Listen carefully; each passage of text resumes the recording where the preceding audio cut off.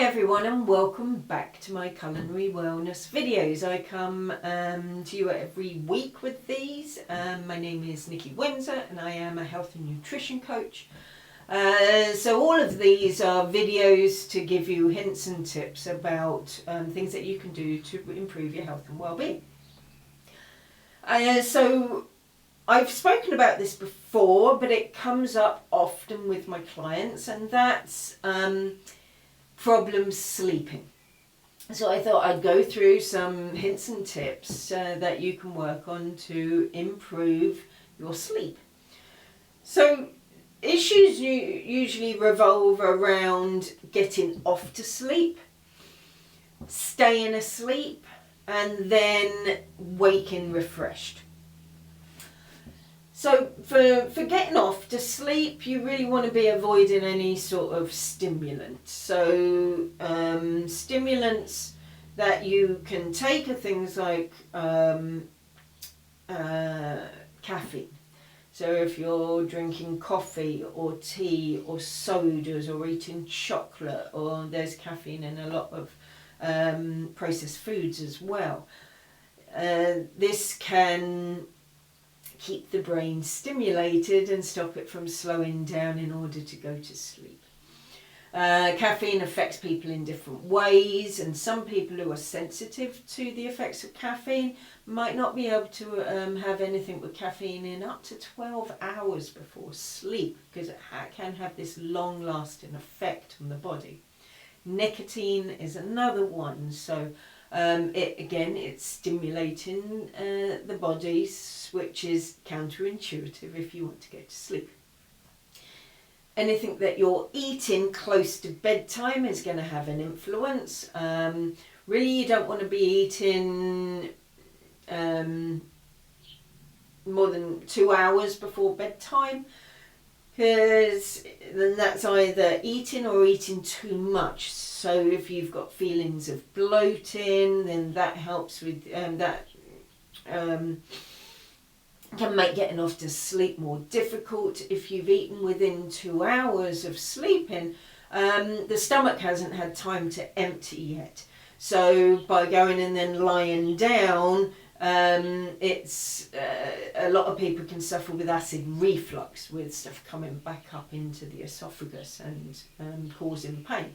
So that try eating your dinner earlier and not eating too much close to bedtime.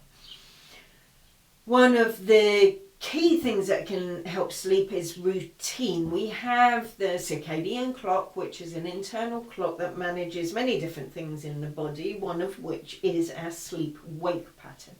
And it uses hormones, releases hormones dependent on what's going on in the body.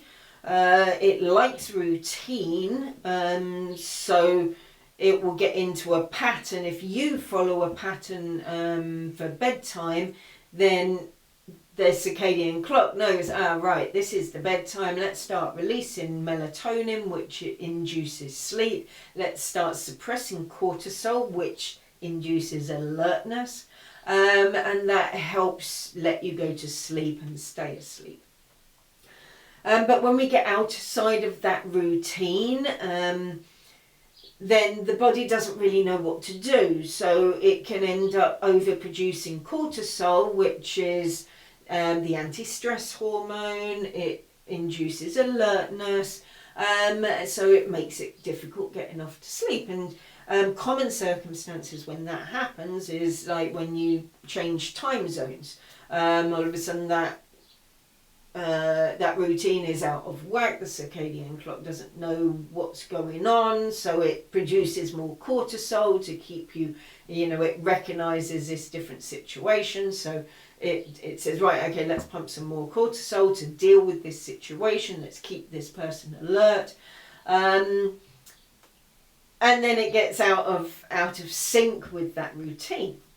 So that's why a routine is really good, even on the weekends. It's doing it every night. It's doing it when you're going on holiday.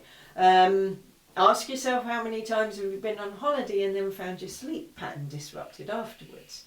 So it's having something regular. And with that routine, what helps that routine? Well, having a bedtime routine. It's starting to wind down during the evening. It's going up to bed, but then doing something relaxing, you know, stress relieving activities, maybe reading a book or listening to a meditation or some music. And again, this is all about switching that body into nighttime mode. It's suppressing the lighting, because light has a big impact on the circadian clock. It is what triggers that clock. Light can trigger wakefulness and restfulness. So getting into a routine of slowing down to go to sleep, half an hour to an hour before you want to sleep, will really help you get off. So then, to help keep you asleep, that's another problem people have. They can get off to sleep fine, but they find themselves waking up during the night. Well, how much are you exercising? Exercising during the day has a really positive effect on sleep. So make sure you're doing at least a half hour of moderate exercise a day. Now that can be, you know, just going and taking a brisk walk. So really look to increase your exercise.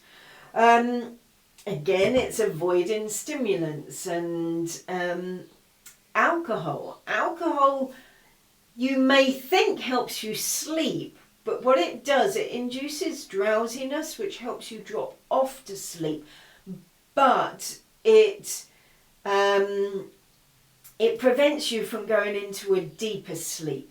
So you wake more easily and more frequently. So alcohol really affects the quality of your sleep. What it also does is it increases, caffeine and alcohol, they increase the desire to urinate. So that can disturb your sleep pattern as well. Temperature. Get the temperature right in your bedroom. It really needs to be around 20 degrees. If you're too hot, that again brings you up out of that deeper sleep. So you'll have more wakefulness because you're getting too warm. So either reduce the temperature, use a lighter blanket, or just use a sheet. And that's why a lot of people with the menopause have problems with sleeping, because of the hot flushes that you get. And that temperature gauge, which is fluctuating a lot. So getting temperature right in the bedroom is really important.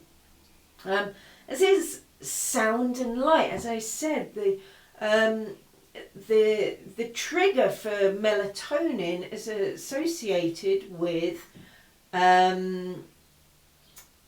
diminishing light, because where that control centre for the circadian clock is located in the hypothalamus, it crosses the optic nerve. So it's receiving information about light from the optic nerve to say light is going down, it's time to go to sleep, starts triggering melatonin.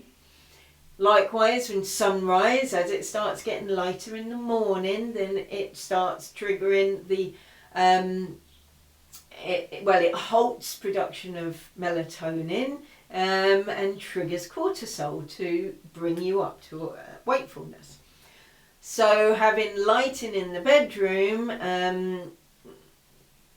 dark to go to sleep, light to get up. And that's why these daylight alarm clocks have become popular, because it helps simulate that sunrise and sunset. Noise can have an impact as well. So things like having a TV on to go to sleep is not good for keeping you asleep. Choose some sort of white noise instead, and there's a lot of YouTube videos that will just give some sort of white noise if you need some background noise to sleep with. So then you've had your sleep, but you're waking up in the morning and you're really sluggish. So what can you do? Well, for one, don't use your snooze button, get up. Because that snoozing, it's just prolonging and dragging out that feeling of lethargicness. Eat a piece of fruit. If you find you don't have much energy, you've just come through maybe 12 hours of fasting, and your blood sugar is low, so you may need an energy boost first thing, but you don't want anything too heavy, so just a small piece of fruit can help kickstart you in the morning. As can water, which is really important. Again, you've fasted for several hours, so your body is dehydrated. Now, through dehydration, the brain shrinks, and that affects memory, it affects mood, and it affects your focus. So drinking a big glass of water as soon as you wake up will really help kickstart you and get you going. And go outside, as I said about sunshine, get sunshine on the skin.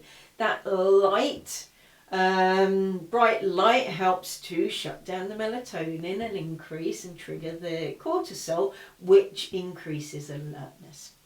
And avoid checking your phone first thing, because what does that do? If you've got lots of notifications and messages, if they start triggering anxiety and stress, then you're just starting your day in the wrong way. So get up, do something for you, get your breakfast, and delay looking at your phone until you're really ready to start your work, or really start facing the challenges of the day. I hope that helps. If there's anything that you would recommend, then please do share with us. All right, have a great week, and I'll catch you on the next one. All right, bye.